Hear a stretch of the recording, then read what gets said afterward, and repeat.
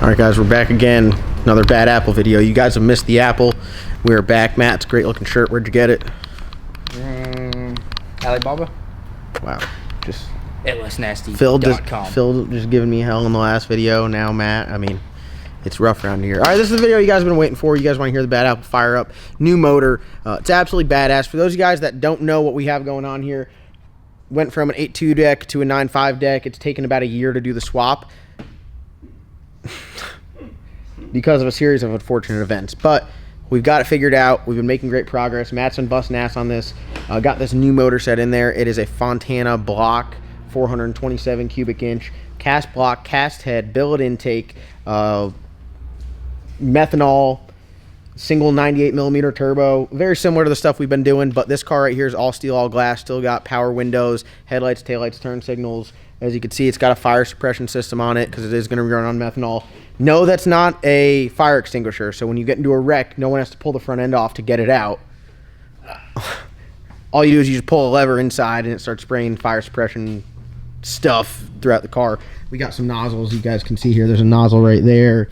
There's another nozzle right here. Then you got one that goes in the car, and you got a nozzle in the driver containment area. Matt's been doing a bunch of wiring on there. Last night he was out here pretty late, made an absolutely awesome transmission harness for our EFI transmission. What is an EFI transmission, Matt? Transmission with all the data. All the data. We got external dump, internal dump, trans brake, line pressure, transmission temp, and what else? Converter charge pressure. Yep. All just on the transmission. So Matt made a custom one-off harness. Plug all that stuff in there, leave it right on the transmission, take the transmission out. There's one main connector you disconnect, and you can drop the transmission. Some other little things that have gotten done on the car. Cooler lines, very important to have a pit cooler. And we have them right here in the trunk. So, oh, sorry. We got them right there in the trunk. You get your inlet and outlet. We use the zero loss. It was a quick zero loss quick connect. Yeah, it's a flat face hydraulic line. That way, because some of the other ones like the Jiffy type fittings, they work, but when you disconnect them, they're dripping and shit. Those, they don't drip a drop. So, at the racetrack, it's a pain in the ass very quick. Yep, having to clean it and dripping and oil on your pit mat, but those you don't have any oil. So we got that in the trunk, and the reason why we put them in the trunk was because this car being all steel, all glass, the fenders and the bumper don't come off, only the hood. So we'll pull the hood off to fill it with methanol and set the vacuum cleaner in there to suck out the heat and moisture from the valve train, crankcase, you know, all that area. The back, we have to open the trunk to put the battery charger in, so we might as well hook the pit cooler up there. So we got the transmission cooler lines run. So a lot of busy work that really impossible to film because, you know, Matt making a harness last night from scratch, starts off with one wire, ends up with like 30, and then puts connectors on all of them. I wouldn't say, Matt, would you say it's the most exciting thing to watch? Not really. No, not really. So that's why the other video with the Blizzard, when I filmed it,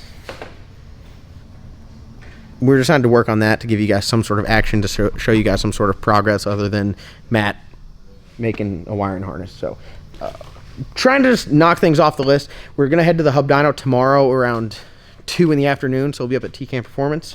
When you guys will see this, we're probably already going to be done with it because we're backed up with videos. It's Tuesday afternoon right now. So I just got the email for the results for the giveaway, so I haven't even opened it up yet. So hopefully in tomorrow's video I can release who the winner is, and you guys can either get really excited because you won, or say, dang, I'm going to try to win a truck next. Or you can win it and say, damn, I'm going to try to win a truck next. Then have a backup turbo. But we'll sit in the car here and try to bug Matt. We only have a little bit of talking time before he tells you to stop talking.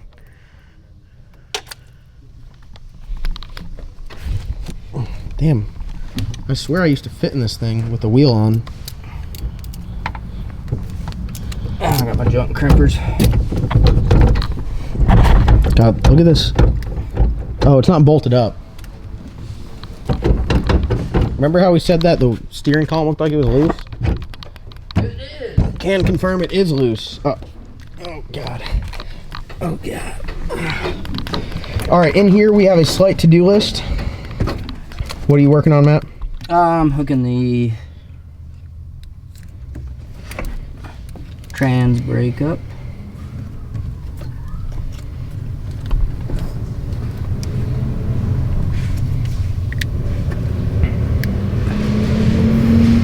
We have to make we gotta first bolt the steering column up all the way. Are we gonna make a new throttle pedal or just build off that one? It's kind of rough. Look at that thing, guys.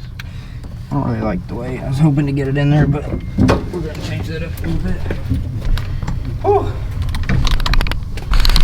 All right, guys, so we just had the bad apple cranked up. We're gonna crank it up for you again. I forgot to film because I was in the car. Matt, what were we doing? We were going over a couple of different things. Preflight check, checking all the transmission harness, checking trans brake words, checking everything. Going through, it's got some valve train noise. The valves need to be adjusted, so we're not gonna run it long. We're just trying to get it up to temp, to, you know, kind of what temp we're gonna be racing at, because I want to set the valves where we're racing at. So, you know, 140, 150-ish degrees on the cylinder head temp. I think that'd be a good area to adjust the valves. Other than that, we adjusted the fuel pressure. Need to make a line going from the regulator to the intake.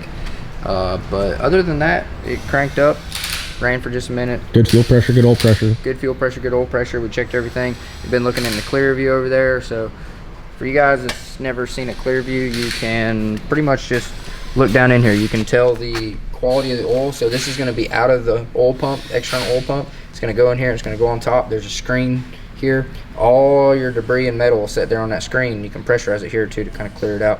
That way you can look at it and you go, shit, we got a bearing problem, instead of having to take the filter off and cut it apart and everything. So these are definitely awesome filters. And this one is the filter in itself. Yes, yeah. Some of them are just a filter housing. Yes, yep. So this is filter housing, everything. Replaceable screen. You can clean it. So you just unbolt it, 4 bolts, take it off, spray it out some brake clean, put it back together. It works really good for full-blown race cars because, like, you can tell, hey, is my oil milked up real bad? If I got a thrust bearing failure, you know, it can find a problem before it happens. So Sheep's gonna get one probably, maybe later. Slick Rick's definitely gonna get one. This obviously has one. Got a few other things. We can crank it up. It doesn't have a throttle cable. I'm gonna work on that tonight and get the throttle working. That's pretty much the last thing, and I'm gonna weld some. So we should just make Kevin stand out here and do it like that. While someone sit in the car and pull it in gear, and Kevin be like, "Wow!" You know how terrifying that would be. I don't want to be anywhere near one of these when that'd be absolutely terrifying. All right, so I'll hop in the car and crank it up. Matt will work the throttle. We got this, as you can see here. This is for those of you guys that are not familiar. This is how you set your fuel pressure. Matt, explain to them what's going on inside of that thing and why fuel pressure is important. What do we run? We run 90-pound base. Sometimes you run a 100-pound base. That's really a billet atomizer thing. With other injectors like Bosch 210, you can run that much base to get a little bit more. 60-pound base. Yeah. So the more base pressure you have, the more the injector flows. So these are rated at 700 pound an hour at 90 pounds of base. So at 60 pounds of base, it's going to flow less. Fuel pressure regulator, it's got a spring here, a diaphragm, and like a little check ball in here, and it's how much pressure is in the rail. So if you got 90 pounds, you have 90 pounds of pressure at the rail. So you always want to run into the rail, out of the rail, dual feed, however you want to do it. But boost reference, because if you got 20 pounds of manifold pressure, you need to add 20 pounds of fuel pressure to maintain the same fuel pressure, because you got 20 pounds pressing against the fuel that's coming out of the injector. I feel like that's a very Yep. So you can be overlooked easy on first time turbo kit builders. Yeah, you can do that, and some do a returnless fuel system, so it doesn't reference fuel pressure, but you have to have a absolutely humongous fuel system to maintain it, because it doesn't have the added pressure. It's just set at 43, so you got 20 pounds of boost, you got 20 pounds of fuel pressure. So return style systems, the way to go. That's what we always do. You don't want to run into the regulator. I've seen some guys that run into the regulator and into the rails. Don't do that, because just because your fuel pressure says that you got 60, that doesn't mean you actually have 60 in the rails.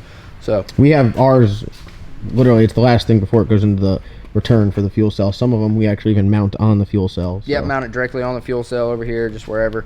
I like to remote mount them just because you get a lot of vibration and harmonics from the engine, and by remote mounting it, you remove those harmonics. So like you'll see on Slick Rick, like a lot of the sensors, like we won't run any of the sensors that are directly to the manifold or the engine. They'll all be externally mounted and have lines going to them. Brown & Miller will be making lines, might even hard line some of them, and that removes all of the engine harmonics from the sensor, because it will damage the sensors like this. All right. Over time. We're trying to get it to where we don't have any failures. Let's crank it up. We'll crank it up. We'll get crunk here in just a second.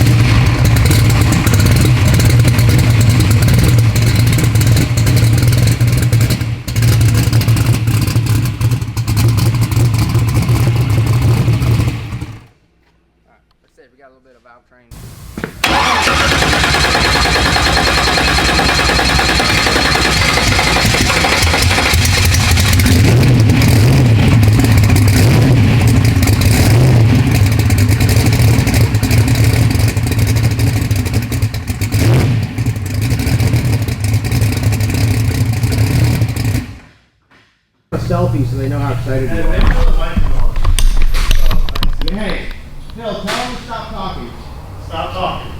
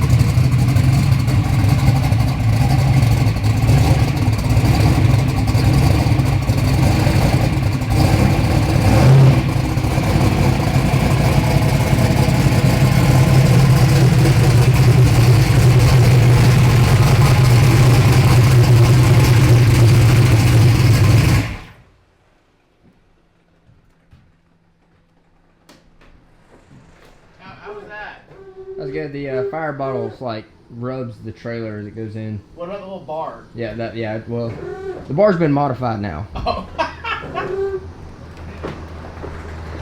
How'd it feel? Feels like Fox body steering wheel pointing to the left. Yeah. I mean, like motor wise, like. I mean, you give it a little bit of gas, it's like it was feisty, you know. Yeah, not bad for zero tuning. Yeah. No, I'd say you hit the nail on the head there, bud. All right. How's the throttle feel? The pedals are extremely close. My feet are touching. Yeah, no, I don't. No, we'll just have to. But we can clock that little bar to the side. But I think I feel like the brake pedal is it's way too far. The column, the brake pedal, all that. We just need to address all that in one. I bet we could bend the pedal. That's what I'm thinking. Yeah, bend the brake pedal over. I mean, honestly, we're talking about redoing and putting a master cylinder under the car or inside the interior because, I totally think that's you know, if you want to do it quick and easy, got makes carbon wings. All right. Well, we're going to head to TKM to the dyno, and the Bad Apple saw daylight. We modified that little front bar for the bumper, and we're ready to hit the road so we can kill power. Go up to Kevin, and hopefully. Yeah, we got the battery charger. We're leaning on Kevin pretty heavily here because we ran out of CO2. We need fuel. Yeah. You know, we're going up there like, listen, guys, we're a little bit beat up from working on this thing. Yeah, hopefully. I mean, I feel like, you know, me and him together, we can. Oh yeah. Really knock it out. We got our team is very strong. Oh god dang! It's the second time I did that. That's my knee off the steering column. Oh god! I didn't know my knee had a function. You gotta get out like Family Guy and just lay. That is pissing me off. Hey, show us your O face.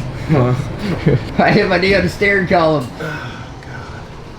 All right, we in here. We're gonna strap it down. We're gonna hit the road. Next video you guys see is gonna be like a Colorado update video on some parts, and then after that it's going to be. TCAM hub dyno stuff, or maybe I'll put the hub dyno and then the part stuff after that. Who knows? But I think maybe hub dyno. I mean, we've been dragging the startup out. Yeah, I've really been dragging you guys through the mud on that. So all right, well, you know, I'll reward you guys. Hub dyno next video. Later. He get to buy this round. John Doc got to buy this round.